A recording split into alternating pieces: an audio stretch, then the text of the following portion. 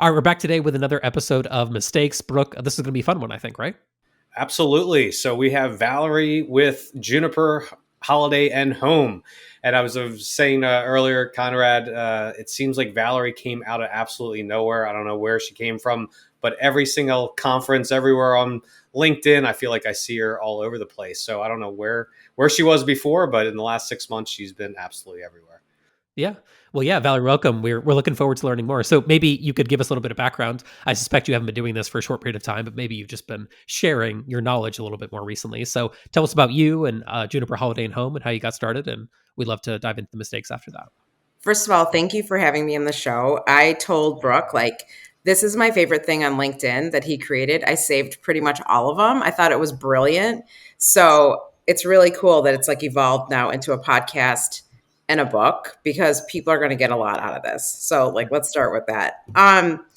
My background is in the restaurant business. I grew up with a family-owned business that I worked at for 15 years.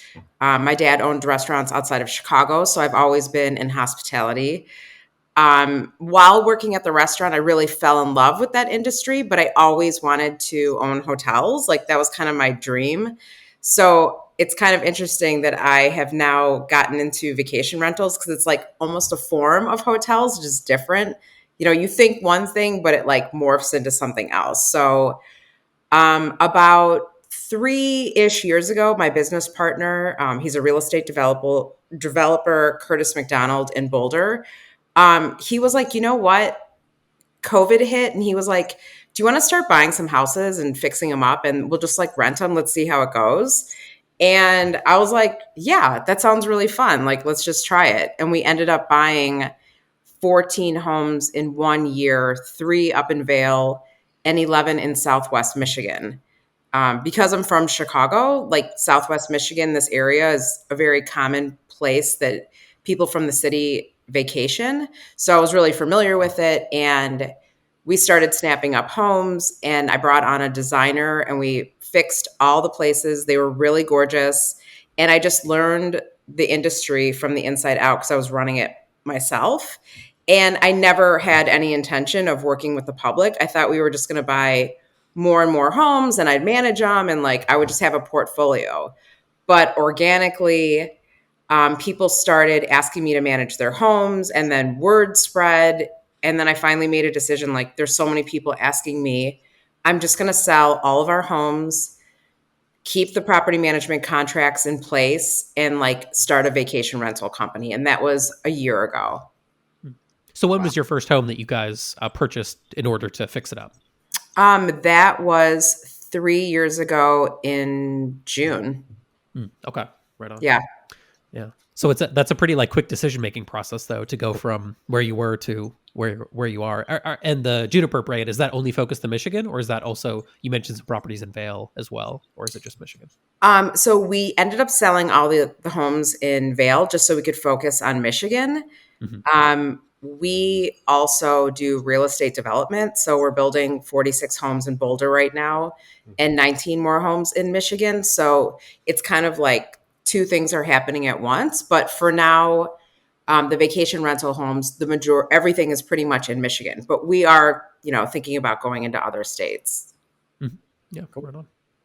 Awesome. Well, Brooke, should we dive in then to these mistakes? I think there's a lot to learn here, and you've compressed a lot of knowledge, a lot of learnings, Valerie, into a short period of time, which is awesome. So let's dive into it. All right. So number 1 that I've got here, the mistake of operating without a budget and without tracking a PML statement closely against a monthly budget. And then you mentioned Steve Schwab for setting you straight. So would love to hear your thoughts on this, Valerie. What was kind of that early process like without a budget? And then how did you correct that later on and get things tight financially? Because everything was happening so quickly, I just was completely focused on pulling this business together, hiring people, everything that goes into this. It's a lot because my mind was kind of set on just buying my own properties and managing them. And next thing you know, I'm running a company and I'm working with the public. And because my business partner was like, don't worry about it. I'm just going to take care of all the finances, any investors. You don't have to worry about this. You just focus on the day to day. It's I was in the dark, and I didn't realize how important it was to have a budget, to look at your P&L statements, because kind of just brushed it off and was letting someone else handle that. And that was a huge mistake. So on one of the Keystone retreats, Steve started like grilling me, not in like an aggressive way, but just like, how are you handling all this? And I was like, oh, I'm not. My business partner just handles it. And he was like, absolutely not. And in that moment, like I thought I was going to like dissolve in front of him because I felt so like dumb. Like, how could that be? And he was like, never put that in anyone else's hands. Like, you have to own that and understand what's happening with your company. So from that day forward, then I made it like my mission to get all of that in order. And I've come I've come a long way since that conversation. But yeah, that was a major mistake. I can't believe how many times Steve Schwab's name has come up during these mistakes as far as helping people out. Like if there's anybody in the industry out there that has just gone around, and helped everybody, he's probably like one of the top at the list. So I feel like he's his Yoda. name definitely came He's up all the time. He's like there when you need him to give you sage advice. He's like the Yoda, like. Yeah, he's been really super generous, like with his time and ask me anything. He's really one of my favorite people in the industry because he is so kind and Absolutely generous with his knowledge and not looking for anything in return. I mean, that just just a great person. Mm-hmm. Yeah. But I guess thoughts on the financial piece, Brooke. It's like, it's great to have a partner that's going to help you with certain areas. And it's good to have, I think, some like, okay, you're kind of driving this boat a little bit, but it is good to also see where people are going, right? I know you've been in partnerships in the past from a business. Yeah, no, I mean, you always need to obviously have a keen eye on your financials. But I tell you what, in the early days, I mean, it's so hard to create a budget in the early days because you don't know. But once you get to a certain point, I don't know what it is, maybe 30 properties, something like that. You should have you can kind of predict. And I remember we always build out pro formas and projections and, obviously which turned into budgets, but like we could predict once we had a certain amount of inventory under our belt, we could predict within a couple points or two of where our revenue was going to be, where our P&L, where our loss or profit or loss was going to be pretty clearly. But in the early days, man, it's so hard. You can't, I mean, it's almost impossible to budget.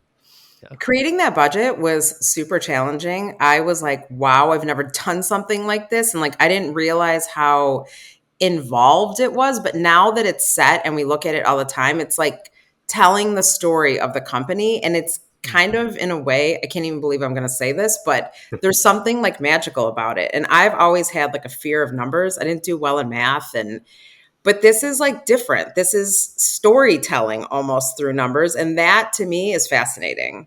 Mm-hmm. So yeah. EOS has come up a few times, Valerie, in our previous conversations with other folks. I don't know if you know that system well, but one of the core tenets of EOS is having a scorecard. And the ones that I've seen and the ones that I have for myself are very, like financially oriented with like, how much cash did we collect this week? How much money do we have in the bank? Just simple things. But ultimately it's kind of like that health check, like you should know if your blood pressure is way off or if your, cholesterol is way off. If you ignore that, then you can kind of go into, a bad spot health wise. Same thing with the company and money. It's kind of like the health of the company is that. Totally. So yeah, good lessons to learn there for sure. All right, let's kind of flip gears a little bit. So the second mistake, waiting too long to switch from quote unquote, everybody does everything, end quote, to creating rules with specific job descriptions. So kind of that specialization. What'd you have to learn here and how did you kind of adjust that as you went along? I mean, I think when you're first starting off, like you don't have that many employees and everyone's kind of pitching in and learning. Not one employee that I hired had any background in vacation rentals. So I had to teach them everything I knew. And at the same time, like try and learn this business. So it was really hard to even have just one person focusing, I don't know, on revenue management or like just have one person dealing with owners because it was so new that everyone kind of just learned everything. But as time went on, I could see the strengths in certain people. And then I started like breaking them out and focusing them on what they were really good at. And that made a huge difference. But I think it was just a natural evolution of how it just goes when you start a company. Everyone kind of has to pitch in. So when it started feeling like a little chaotic, that's when I started focusing people just on one track and things settled down because then they became amazing at that one job. Yeah.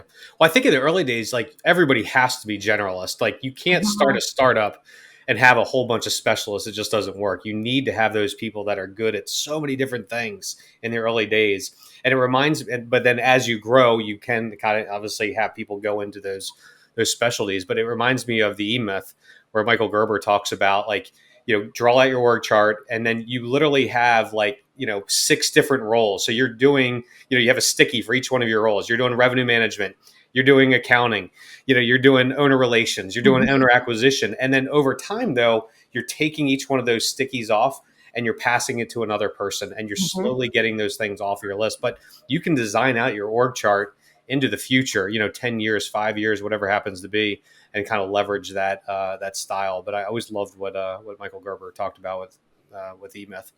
And that's actually another super exciting thing. Like, I did an org chart and I'm like, where do I want to be in 3 years? Like, what am I going to have this person doing, or who is going to specialize in this? Like, to me, that's another storytelling thing where I'm like peeking into the future and how exciting it will be to have all these different people that are amazing at their job and that's all they do. Like, that's kind of part of the dream. I don't know, but again, you have to start somewhere, and just you do everything.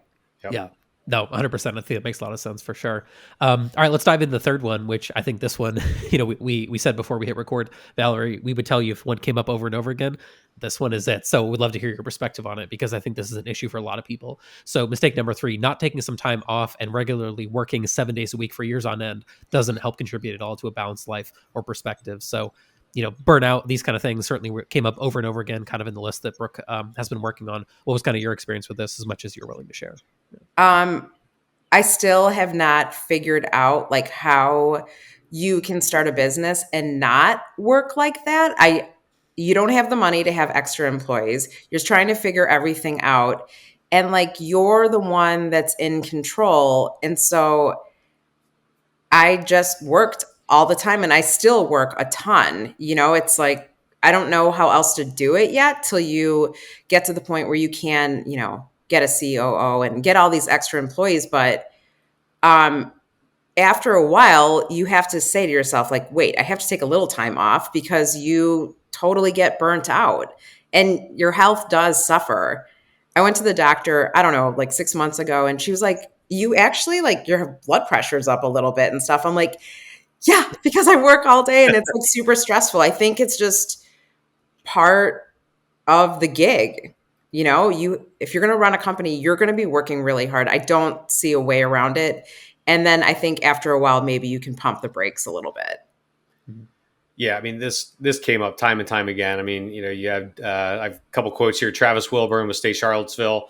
One of his top mistakes was taking time off for myself. He went 5 years with no vacation. Mm-hmm. Simon Lehman talked about, thinking that the business won't run without the founder or owner, and therefore not being able to take a break or a holiday.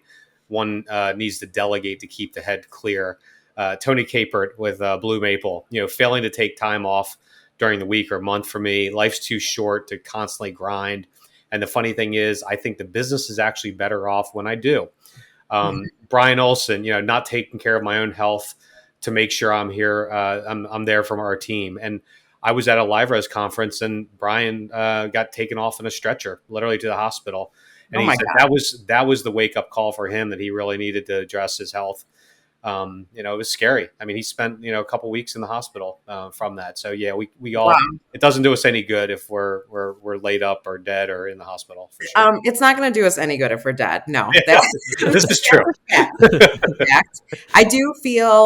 I will say, like, I definitely take care of myself. I make sure I get enough rest. I meditate every day. I exercise. Like, if I didn't do those things, then I could never, ever keep up this pace. So there has to be a level of self-care happening. You can't completely blow that off, but it's, there has to come a point where you're like, okay, I'm going to take a couple days off and just like really do nothing.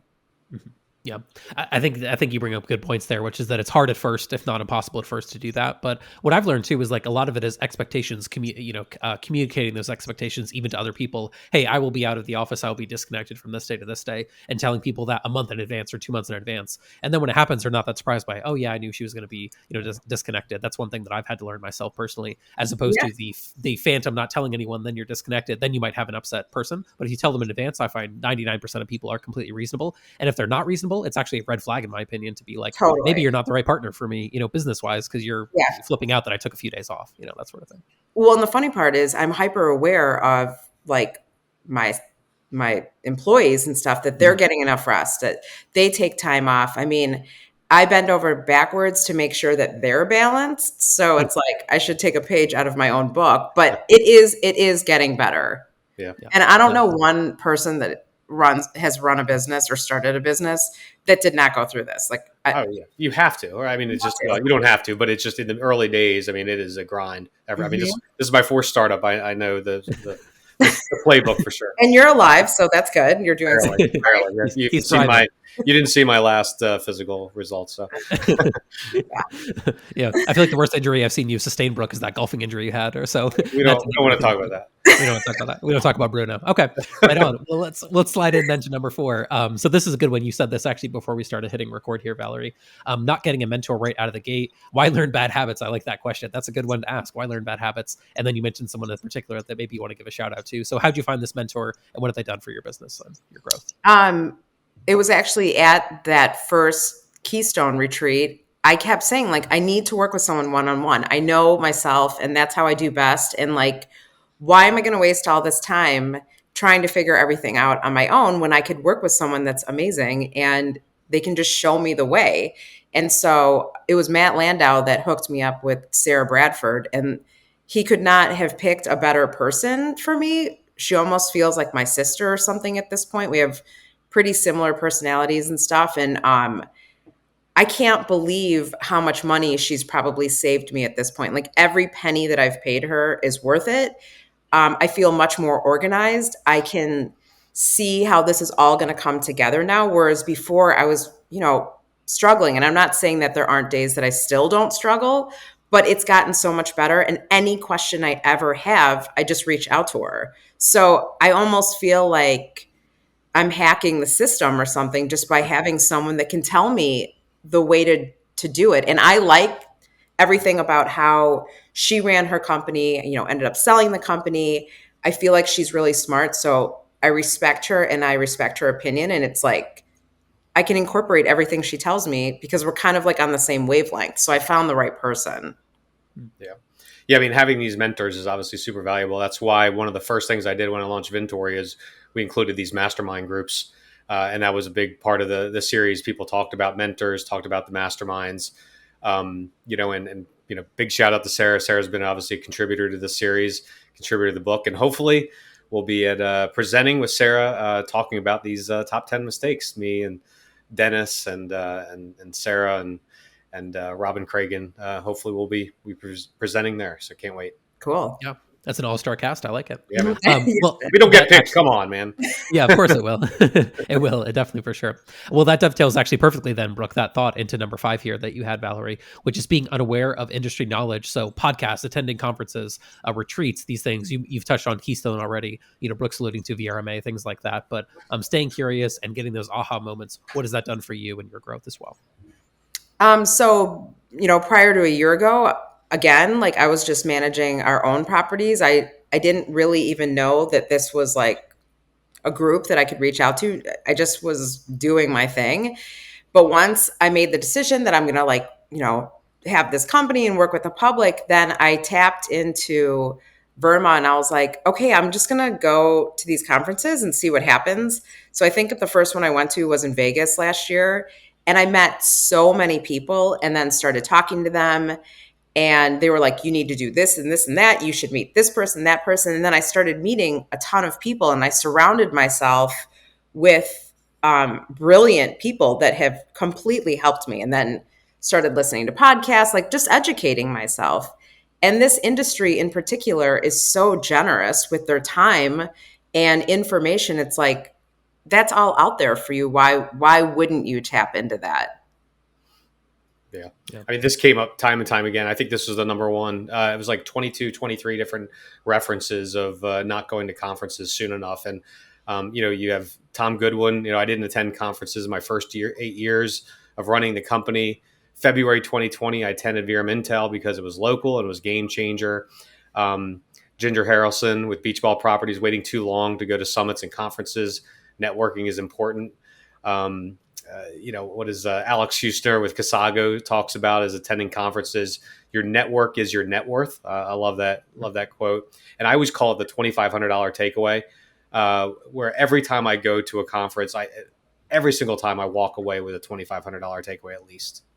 Oh, it's done nothing but help me. And like, honestly, I adore all the people I've met. I feel like I've created a whole new like social network of friends that are amazing. And so I see no downside. And I have this year, I've gone, I don't know, like 5 or 6 conferences, and it's worth every penny. Yeah. It's like a family. It's kind of, or it's really strange when you go to these things. It's like, give everybody big hugs, and you feel like you see them 6 to 8 times a year potentially at these conferences, and it feels like a tight knit family for sure. And I was in mortgage banking prior to this, and let's just say the mortgage banking conferences weren't nearly as fun. I'll take your word for that one. All right, well, I like that because it actually brings us nicely into number 6 here, which is about people. So the mistake that you kind of have outlined here, Valerie, not using an HR person to help organize the company, and of course the people inside the company, including making sure kind of all the back end, admin work is done, hiring, paperwork, following all the state laws, etc. HR is a whole universe of problems, and then I think you have someone else here that helped you kind of solve some of those problems. So what was your experience here? Yeah, that was another big one. I work with Sue Jones. I adore her. She has helped me so much. And, before like I worked with my dad, we had restaurants, but it wasn't like corporate. There was no HR. We weren't doing anything like that. I really did not understand the concept of HR. But once I started working with her and she was educating me, it's like I love the idea of everything being in order, things being done properly. We have a system. It's like I was just like hiring people. I'd be at a bar and I'd think like the bartender would be great for guest services, and like I just hire them. There was no rhyme or reason to what I was doing. I was just using my intuition, and that worked up to a point. But now everything is like perfectly organized. We know how we're going to do it. We have an interviewing process in order, and like it just kind of gave me a new way of thinking about employees and organizing the company.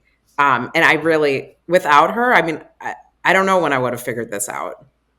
Well, I'm a big fan of fractional, employees, where you can get all that expertise of a 6-figure employee for, pennies on the dollar. When it's all said and done, it can make you much more efficient for sure. And because of you, I'm doing the CI surveys. That has like changed the whole game as far as hiring. I won't even talk to someone till they take the survey and we review it. And I'm like, oh my God, where was this before? Because even talking to the gentleman that was helping me with the surveys, it's like almost they sound like they're psychic or something. They're just, you get so much information and it saves you so much time because you're not going to waste your life with a person that is absolutely not going to fit into the culture of your company. Yeah. Now we're obviously big fans of psychometric personality assessment tools like Predictive Index and Culture Index. Mm-hmm. Yeah, right on. It's good stuff. Well, yeah, I think, again, kind of on the people and ultimately building the team is really what matters here. So going into number 7, managing remote employees in the same manner. So you mentioned here that you lead an in-person team, or you've done in-person before, and then you talk about your previous experience in the restaurant industry. Can't get much more in-person than that as far as building a team and things like that. So managing remote is a whole different world. What have you learned about that? What mistakes have you made that you've corrected since for remote? I've been in management for like over 25 years, and I always was a good manager, but again, we're at the restaurant, right? So I'm meeting with all the staff, we're tasting the specials before we're going over everything. I could read their body language. I don't know, it was a totally different way of doing things. And I think when I started hiring people that were remote, I thought it was just going to be like the same thing, just because that's the only way I ever did it. But it's totally different when you're working with remote employees. Like it requires tons of Zoom calls and lots of communication and like staying in touch and checking in and a different type of training. And it's like, it was like a whole brand new world that I had to learn. So, yeah, just really understanding like when you have a remote team like that and there's people spread around the country, like how are you going to manage that and really make yourself available and keep everyone connected when we're never in the same room together? Yeah, I think a lot of people mentioned EOS throughout this series, and obviously EOS makes it a little bit easier to manage people. And obviously, especially if they're remote, you don't have them right in front of you. I'm Yeah, working for on sure. it. Yeah, I'm working on The hardest thing I think too, in my experience, is having the hybrid where you have a bunch of in person, local people that you deal with face to face, and then you have this whole other section that's remote. That can be a little bit challenging because you end up with very different relationships with the local people versus the remote ones, but they may both be critical to the operation of the business. So that can be the hard part for sure. Yeah, and as we're growing, like, I have to get an office in town and I'm going to bring Mhm. housekeeping and everything in house, but yeah, that's going to be another like totally different ballgame. And like, I don't live in Michigan. So like, I'm also managing the people that are on the ground remotely. So it's just, I mean, of course it can be done. It's just different. Yeah, exactly. Yeah. Okay, well let's head on over to number 8 then. So not realizing how supported you can feel networking with other people in the vacation rental industry, speaking the language. I think we kind of touched on this one a bit earlier with regards to like the industry podcasts and things like that, going to the conferences. But it sounds like you've forged relationships that have carried beyond the conference. It's like people I'm assuming you text and chat with frequently. So how have you kind of learned from those other people beyond the conference halls? I think it comes down to that people in the industry like understand you, they understand what you're going through, and like you can talk about anything. I can't really explain to someone that, I don't know, works in retail or something what's happening, how to figure things out, like your pain and your struggles, like they don't really understand because it's a totally different industry. I can't even really talk to someone in the restaurant industry about this because it's different. So when you meet this huge group of people and they've been through everything, they understand the ins and the outs of this job. You feel connected to them because you can be open and like actually have discussions and they get it. So I think that's like, really feeling seen and understood. It really feels good. Right on. Yeah. And I think that's ultimately the hard part, right? Is connecting with the right people. Like you said earlier, it's there's a difference between having just anybody and connecting with the right person, whether Mhm. it's mentorship or just peers or whatever the case may be. That makes a big difference. Yeah. Okay, well, let's slide on over to number 9. So, not putting sufficient focus on building a training platform for new employees. Juniper University coming soon. I like that last note. So, maybe that's a two-parter. What's kind of the lesson you've learned, and then what are you going towards? What's the kind of onboarding process that you're going to be going towards as far as training platform for new team members that you bring on? I'm definitely a knowledge junkie. I read constantly. I love taking classes. I like going to these retreats and conferences and learning. It's like, I don't know, it's like my addiction. And so putting that all in an organized space so I can train other people. I mean, I have another life that I'm an author. And so I like to learn concepts and then like teach other people. And I'm trying to bring the same thing into my company. It's again challenging, all the training manuals I've made and trying to organize all that information because there's a lot of information. it's I think it's something that's really important. And every time I train a new person, I pay attention to what works and what doesn't work and try and write everything down and have it organized. So when the next person comes in, it'll be even easier. But that's been another challenge because, again, there's so many different systems and procedures. And to get that all organized in on paper and then turn it into a training manual, it's a lot of steps, but I think it's extremely important and I'm hyper focused on it. Yeah, I mean, ultimately, the way that I see it is that you have to have the right information for people. Unfortunately, you don't know the right information to give them until you've gone through it a few times. That's one of Yeah, those I have problems to in my experience. experience. Yeah, I have to Yeah. experience things. That's how I learn, and then I know it. But Mhm. yeah, it's hard to train people when you're also just starting off and you're learning at the same time. Yeah. It's like, Yeah. come on this train with me, and like, I hope we figure it out together. I'm going to do the best I can. Yeah, might have to hop off the tracks a few times and put it back on the tracks, but you got to Yeah. figure it out somewhere for sure.